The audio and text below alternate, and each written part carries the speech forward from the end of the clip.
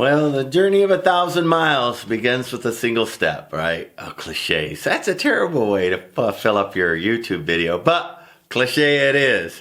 So building these custom cabinets has been a real adventure.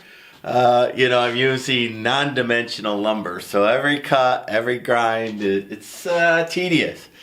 But real pleased with the overall result. And then if you take a look at the design, it's a very, very good design. So as I've mentioned in other videos, the whole purpose of this closet is to carry a load from the ceiling. And you can see my little teeny tiny fake joist just holding up the metal. But I'll have real 4x4s running across here, tying into a 6x6 over there. This will have a little roof. There'll be a recessed light in there. The light will come down. I still haven't figured out what I'm going to do here, but I'm almost tempted to put glass in there so that the light will pour into the cabinet as well. So anyway, the nice thing about building yourself and custom designing is as opportunity arises and you see a little bit of something strange or unique that you could do, then you can do it. One of the things that I did that was unique is I went ahead and made some custom hinges here. So the doors themselves, they're imported from somewhere around the world, and these hinges are, I don't know, they're at the very least they're custom, but they might be blacksmithed. But nonetheless, they're custom built and they're filled already. And the door itself I didn't want to disassemble, so I found a modern hinge. And I don't know about it lasting 1,000 years. I imagine a bathroom cabinet will be opened at least twice a day. Let's round it up to 300 a day, 1,000 or 3,000. 636,500 times it's opened. 70,000 times it's opened. In 1,000 years, I don't know, somebody's going to have to get in there, I would think. So is that going to last 70,000 times? I don't know.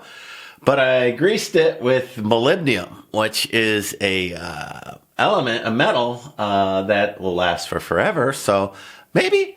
And then I put these little decorative clavos in there. They're not structural. They're not doing anything. I'm going to get in here and chase these up a little bit with a little bit of black paint and cover that up. So at a glance, it looks like it's not doing half bad. Look at that grease run in there. That's very ridiculous. Overall, I'm very pleased with this design. Let me go ahead and do a walkabout with you on it while we consider. All right, so all right. I know as I describe these things as I'm going along, I'm cutting one little part 4 videos back. Visualizing it is very difficult, but it's very clear in my head. Once I'm done in here, I'm going to start drawing again. And so I'll draw things before I build them. I think that'll help viewers a little bit. But for right now, I keep saying you got to get on the imagination station and you got to ride with me. And when you see an old door somewhere, just believe in your heart that it's going to be super cool. So I don't know where these doors came from, right, originally. And but they are antique and they're set from around the world. They're not market knockoff doors. These are the real deal. Based on the iconery here, I'm going to say somewhere in India. The quadrants that I see in the panel represent the different stations, perhaps of Buddhism. I'll take a look at that. And I might even paint things down there to make it even friendlier and give another little complimentary pop to the of color to the stained glass windows. I don't know yet. But other than linseed oil, these are actually done. So now I know I have to sand them and clean them up. The floors have got to go in. The foil's got to go in the back. The insulation, the drywall. I haven't decided if the drywall's going to tuck in behind here as an added layer or not. Probably. I wouldn't know why not. Except sometimes I attach these physically to the walls. And then, everything will stop right there. So, anyway, this is the cabinet in its completion. I just real pleased. Even wherever I've made it rough. So, these hinges came out very well. I beveled them, and then I put little clavos in there to kind of hide the modern vibe. I'll get in here. I see a couple of places. It won't show up on the video, but I could see the screw heads from certain angles. That one more than any. This one, the bottom one is my worst one. This one is okay. So, but I guess, these are lubed up, working really well. They have a big open radius. I don't know why anybody would open them so much. I got to get done with that hidden compartment at the bottom, but the shelves are all in. And then as I looked at this, I thought about building something here, because on the top, but I might put a sheet of glass in there, and because I'll have a light right here that'll be wired like a night light, a low voltage one, shining down on whatever iconery I have in here.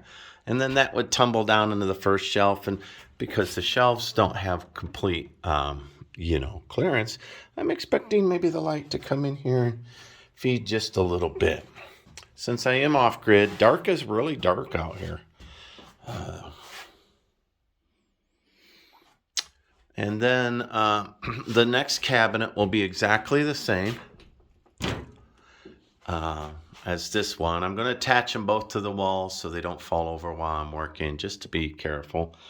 And then I'll balance out the sink that'll be right here. And I don't know if I'm going to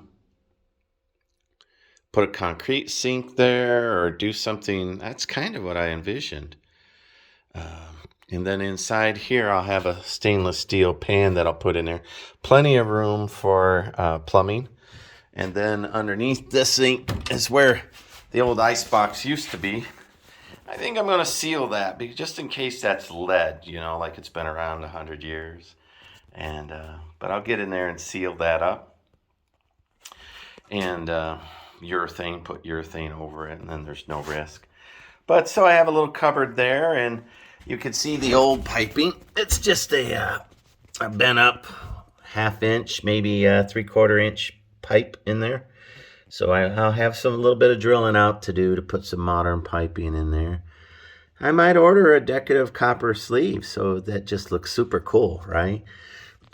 That's the nice thing about building your own house. You can, as you go along, you can make some minor adjustments that just make it pop and sizzle.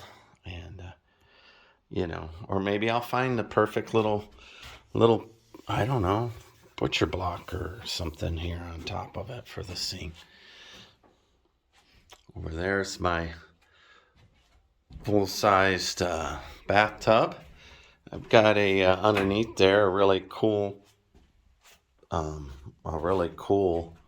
bathroom vanity.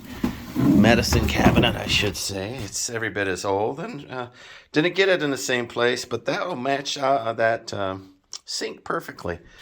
And then let me get this grease out of here before it stains everything. Just put it outside. All righty. Put it back where it belongs. And then the back of the mirrors, in order to keep from breaking, I ordered 2 different kinds of adhesive stuff. Neither one fit all the way.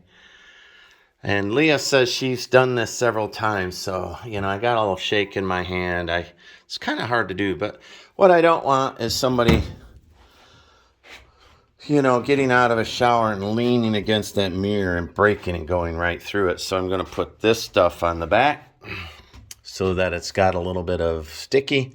And I haven't even decided whether or not I'm going to put a board or something there. I just haven't decided. It'd be kind of cool would be some farmer's mesh, black farmer's wire, it would tie in with the agrarian vibe. All right, just real pleased. So that's a tour of this particular cabinet. Again, about 80% done or so. I feel good getting these doors up out of the way. I've always liked having stuff put where it's supposed to be, because then it's less chance of it getting broken. So, all right. Well, now I just have that one over there. Yep, looks good. All right, I think I'm going to close up this little episode of Hinges and Doors on the Bathroom Vanities. So just thrilled. I'm just thrilled. Last thing I'm going to do is I'm going to put a little blacksmith hook here and eye there, and that way I can lock this for when grandkids are over. And but most of the time it'll have a little but I'll put some magnetic releases in here and modernize it. For now, it's just sitting there. I'm going to tie them all up to the roof so that they don't fall over as I come and go, or maybe snag them with a ladder. And then I'll get working on the other side, because once I'm done with that, all I have left is the electrical, insulation, and the back bedroom here to finish up. So, I'll be done. Listen, before a year. All right, so I wanted to do it in, let's see, it started in March. I wanted to be done by October. Actually, a little earlier than that. So that's March, April, May, June, July, August, September, October. So in 8 months, I wanted to have an operable house, and I'm going to get it in a year. That's not too bad. That's not too bad. Anyway, I got utmost faith in me getting this done.